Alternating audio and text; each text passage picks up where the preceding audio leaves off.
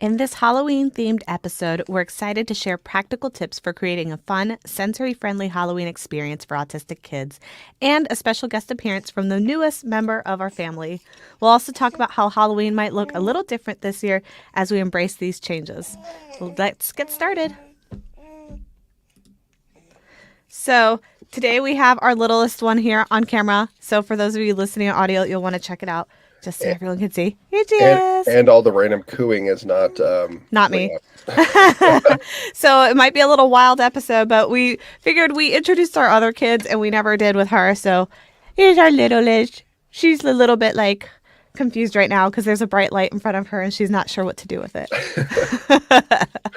Oh, that makes it fun. Yeah, but we wanted to chat about Halloween because it's right around the corner. Well, first of all, welcome everybody. I just dove right into that. Right. But yeah, Halloween is here, and this year it'll be a little different because this time we'll have the baby. So we'll see how our kids do with the baby coming around.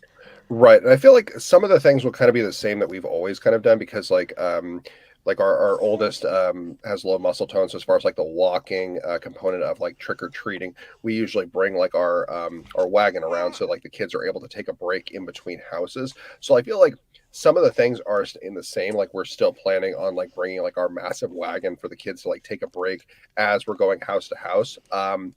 Now we just add like an extra kid to like the mix. So Yeah, it's it's a just like little more. a It's little like more crowded in the wagon. right. It's like more things to juggle, but still some of the core like things that we've done in the past are still remaining kind of the same.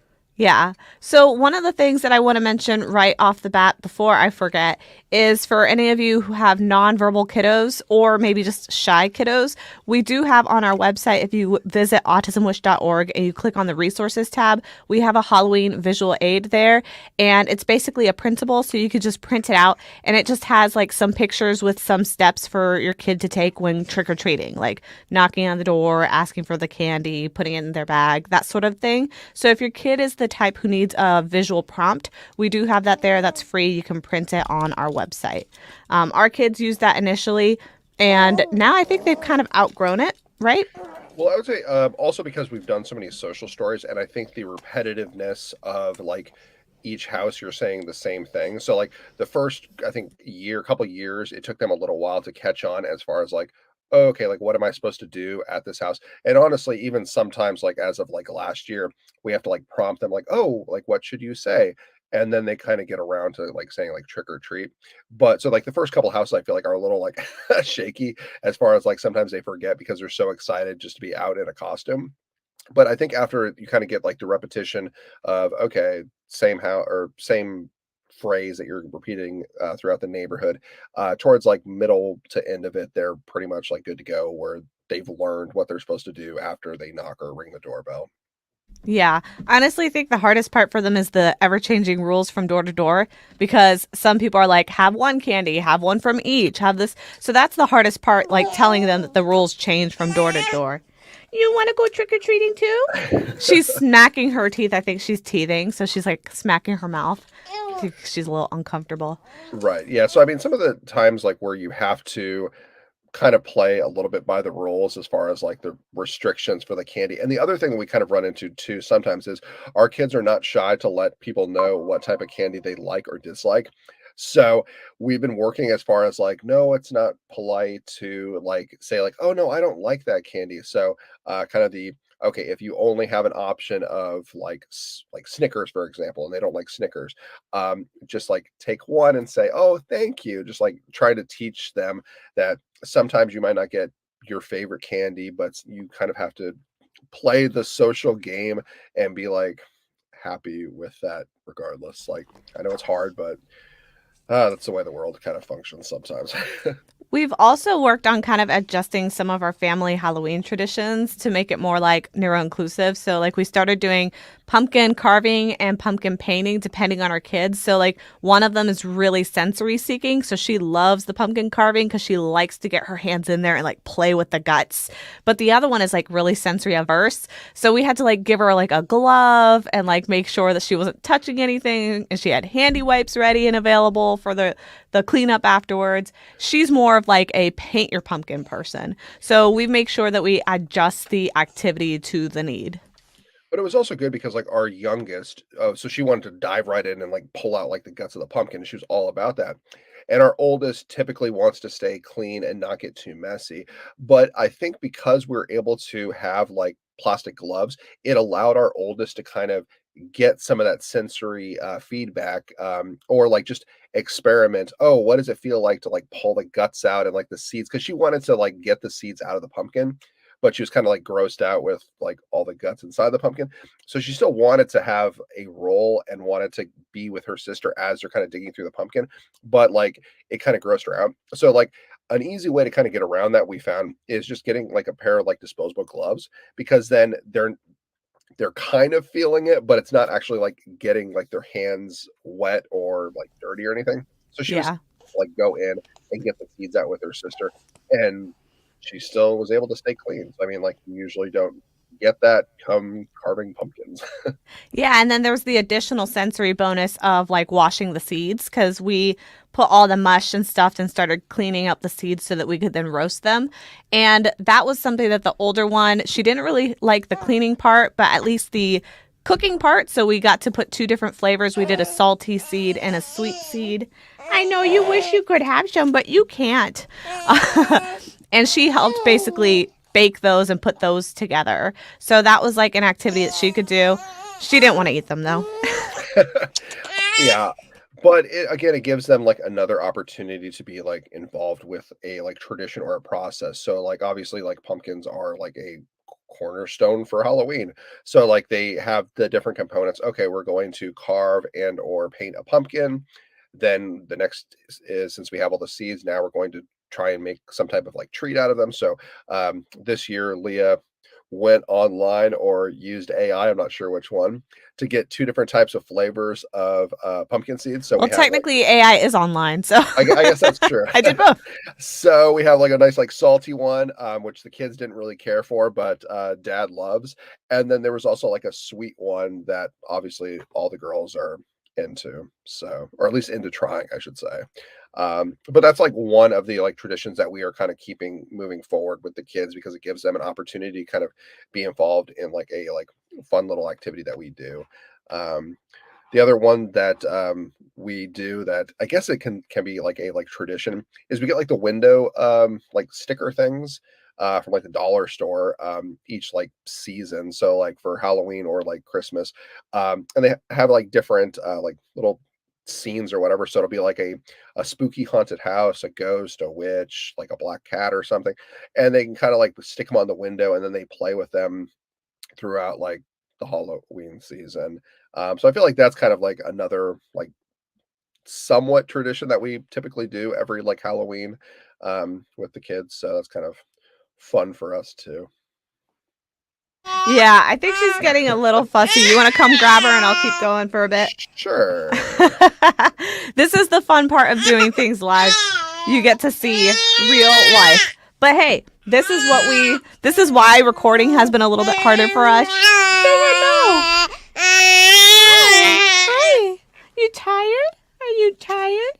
Yes. You just want attention. You just want attention. Look at her. There's the star of the show.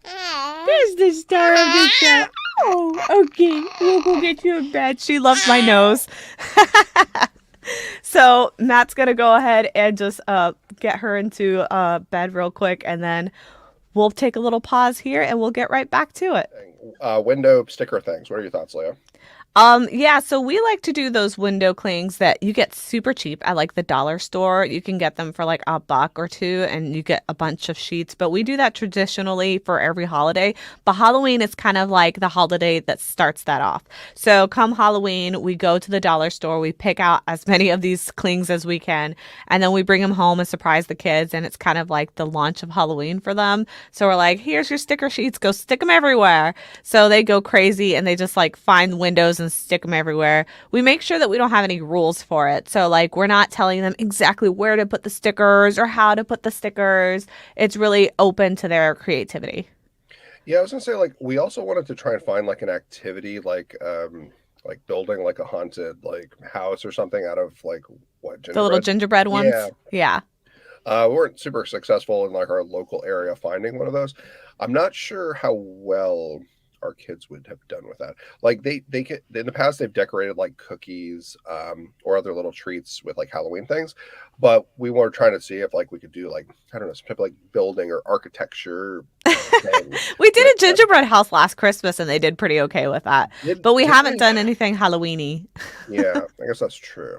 Usually Yeah. we try to do some type of like little activity for them. So I mean, like we'll have to look and see if we can find something in the next little while so they can get Yeah. excited for that. We're looking to incorporate some fall activities too, so it kind of goes from Halloween into Thanksgiving. But we like to do like sensory stuff. So one of the things that we're planning on doing, but we're waiting because the leaves on the trees haven't fallen yet.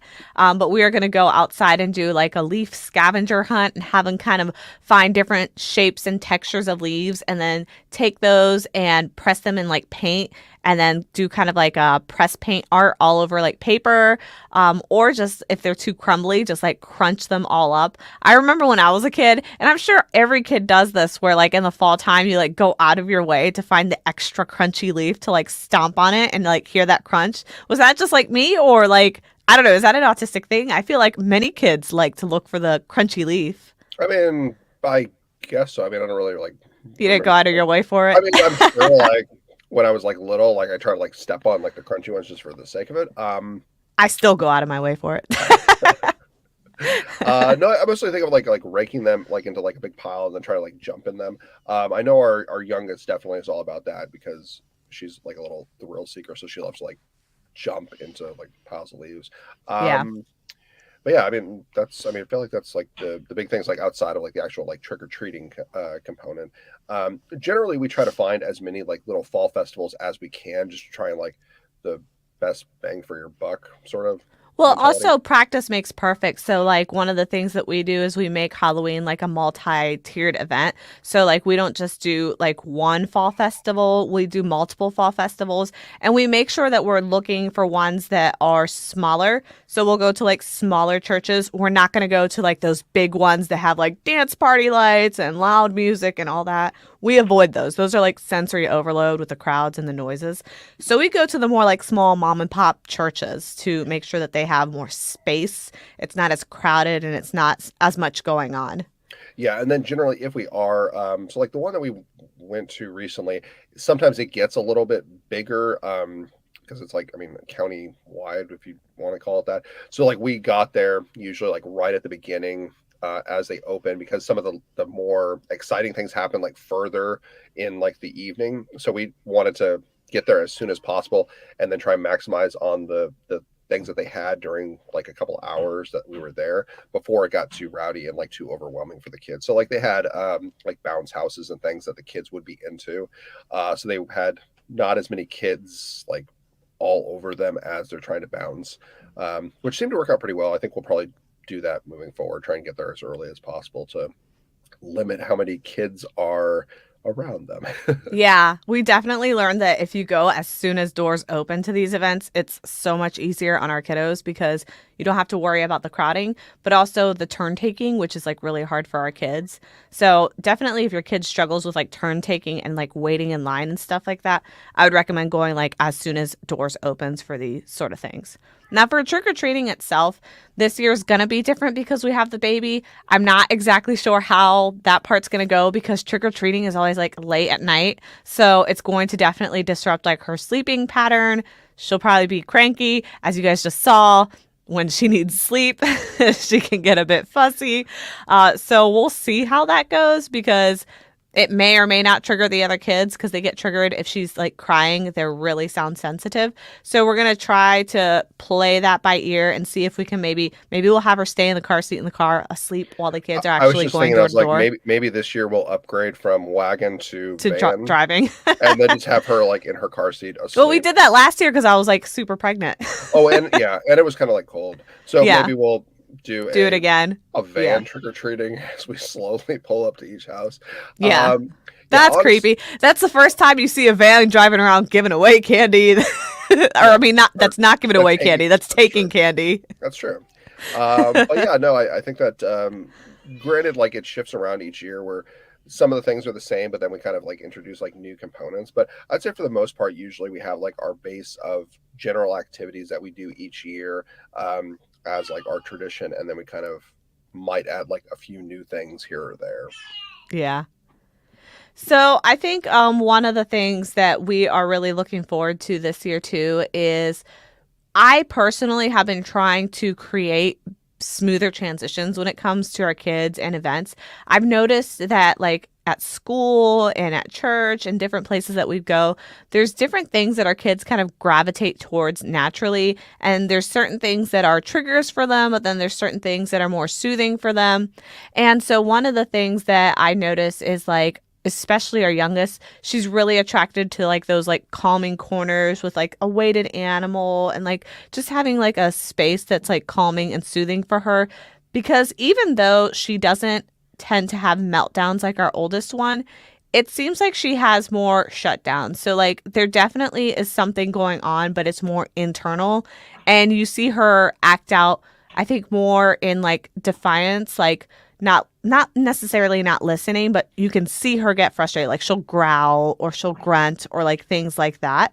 So I think that for me this year, I want to make sure too that I'm offering her appropriate outlets for that energy. So if she is overwhelmed, giving her the option of either staying in the car if she wants, or if we have the wagon, staying in the wagon, but just giving her like an exit strategy just in case she does get overwhelmed. Yeah, you raise a good point as far as like obviously we try to go to as many different fall festivals that we can find just so the kids get into like the spirit of like Halloween and they can do like a bunch of activities, whether it be going on like a hayride or if they want to, if they're up for it, getting like their face painted or other things along the way. But even though we have like the mindset of like, oh, let's try and cram as many things as possible into the short season that it is for Halloween, there's no, I would say, like shame or anything wrong with sometimes taking it easy. So if you are at like a fall festival and you notice like your kids are showing like signs that they're kind of overwhelmed, there's nothing wrong with like stepping aside, maybe getting like a drink, something to eat, just like sitting off to the side, like with your kids, and just kind of like, I mean, sometimes we'll just like people watch. We'll just kind of look and try and find like, oh, different people in different costumes, and just try and have like a gentle conversation about like the different things they're seeing or just the different things they hear, like smell, like trying to focus on like the sense or the different senses, um, and trying to get them back to the kind of more of a like natural, like peaceful state of mind rather than overwhelmed with everything happening and all the different things that they see and feel. Yeah, it's like grounding them. So that's something that we learned with play therapy is that you can actually help encourage grounding your kids by having them acknowledge like what are a couple things you see, what are a couple things you smell, what are a couple things you taste, and that helps them kind of self-regulate a bit so that if they're in this like chaotic environment they can kind of like calm themselves down and get to that comfortable state again. The other thing is, so Matt mentioned like we've been going to like these fall festivals and stuff. We do a lot of activities, but we do gauge our kids' interest and excitement level for them. So if your kid is going to these events and every single time they're overwhelmed, I would definitely slow it down. Don't feel like you have to force them to do these things. Different kids, you know, need different things. So our kids tend to want more exploration, want more sensory input when it comes to that. They need more activity, especially the younger one, because she is wild and crazy and has a lot of energy. So we are trying to channel that by keeping her busy. But if you have a very avoidant kid, that might be the polar opposite for you. So just gauge it by your specific kid. The other reason we do this is because we want to offer our kids ample opportunities. So we are of the belief that if we have a bad quote unquote time going out, meaning it's a struggle for everybody, parents are stressed out, kids are having meltdowns, we're of the belief that that doesn't mean that we're never doing this again. We think that it's just like practice run and we'll keep doing and adjusting as we go so that we make sure that we have the proper accommodations in place so that we can make this possible. And the only way to really do that is by having multiple events. We have to troubleshoot. So that's one of the reasons why we do multiple events kind of back to back. Even if we have a little bit of a hiccup before, what we'll do is we'll try again, but we will make sure that we're addressing whatever that hiccup was in advance to try to prevent it. So for us, it's more like a preventative measure to make sure that we have proper accommodations in place and we're doing the best that we can so that our kids can be included in these events. Now, that said, if it's just, you know, a total chaotic scene and it's just not happening, we're okay with pulling back and not forcing it either. So again, that's one of those things that you just kind of have to play by ear with your own kids. Basically, overall, what we're going to be doing this year is a lot of what we did before. So we're going to try and repeat the routines that we have. And then we're going to accommodate any new ones. We're going to try to create a more inclusive environment every year. So we're going to build up towards that inclusion. We're going to build up towards creating opportunities. We're going to introduce as many new experiences as we can, but at a pace that we feel like they're comfortable with, and we're going to adjust accordingly. So that's something that we feel is really important because we want to make sure that we're consistently pushing our kids towards growth. We want to make sure that they are also being included in our society, essentially. So whatever their peers are having access to, we want to make sure that our kids have opportunity to have that equal access. But at the same time, we're making sure that we're not overwhelming them or overstressing them. If you have a kid who is verbal or able to express themselves in other ways, always involving them in that conversation is important. So having any conversation that you can with them about their interest in going and their participation in any of these like Halloween type of activities is important. So we usually ask our kids, like, how interested are you? Do you want to go to do this? Do you want to do that? If it's a staunch no, we're not going to force it. But that helps us kind of gauge how many of these things we want to do. The other thing that we do is we kind of scale back on the rules and regulations surrounding like costumes, like Halloween costumes. So some parents are really like uptight about costumes, like they have a vision in mind and they're like, we want to do this family costume and everybody's going to be a specific character from Toy Story and it's going to look pristine. And that really just does not work when it comes to autism. So I know like when our kids were babies, we used to do the family theme type of Halloween costume. It was fun. Like, it's cute. It's great. But we always made sure that we were putting our kids in something comfortable. So even though we did like a family theme of like Toy Story, we ended up putting like our oldest in like a fleece like alien onesie of the three little aliens. And we made sure that it was like loose fitting and comfortable and not like restrictive or something that would be really itchy. Now, as they got older and started developing interests, especially special interests, we kind of tuned that back a bit. So we basically decided to just give them the freedom to wear what they want. But what's great about doing multiple events is that it gives you multiple opportunities for multiple costumes. And our kids absolutely love that, especially the younger one, because she is like a costume fanatic. She just loves swapping out of costumes. And so this has given us ample opportunity to try out different textures, try out different fabrics, try out different styles. So they have like the onesie option that's like tight fitting. They have like the poofy dress with the hoop skirt and all that. And surprisingly enough, our youngest is like, she's super into like petticoats and hoop skirts and layers and oh my, like she is like a Southern belle. And then, of course, her favorite is actually Princess Jasmine because she insists on showing her belly button. I don't know why. That must be the Latina in her, but she is all about showing that belly button. So this is where we let them explore their personality.